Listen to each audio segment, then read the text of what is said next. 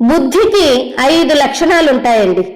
సంశయం, విపర్యయం, నిశ్చయం, స్మృతి, స్వాప.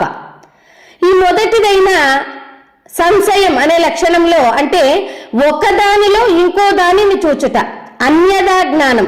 ఒక ధర్మము యందు ధర్మి ద్వయాన్ని చెప్పుట, అదా ఇదా, ఇదా అదా, తాడా పామా అనే సంశయంతో ఉండటం. రెండవది విపర్యయం. ఇందులో 2 ఉంటాయి.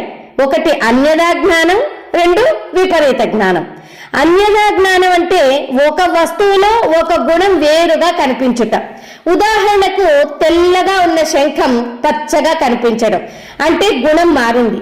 ధర్మిలో ధర్మం మారుట. విపరీత జ్ఞానం అంటే ఒక వస్తువును చూచి ఇంకో వస్తువు అనుకోవడం, తగరమును చూచి వెండి అనుకోవడం.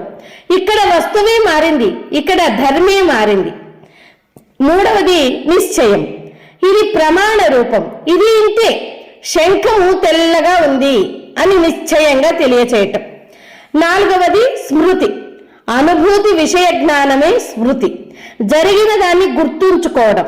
ఉదాహరణకి ఈ శ్లోకం ఫలానా అధ్యాయంలో వచ్చింది, ఈ స్తోత్రం ఫలానా వారు రచించారు అని, ఇలాగనమాట. ఇక 5వది స్వాప. బుద్ధి స్తబ్దముగా ఉండటం స్వాప. నిద్రపోతే కలిగేది ఇదే. బుద్ధి నిద్రపోతే అసలు నిద్ర.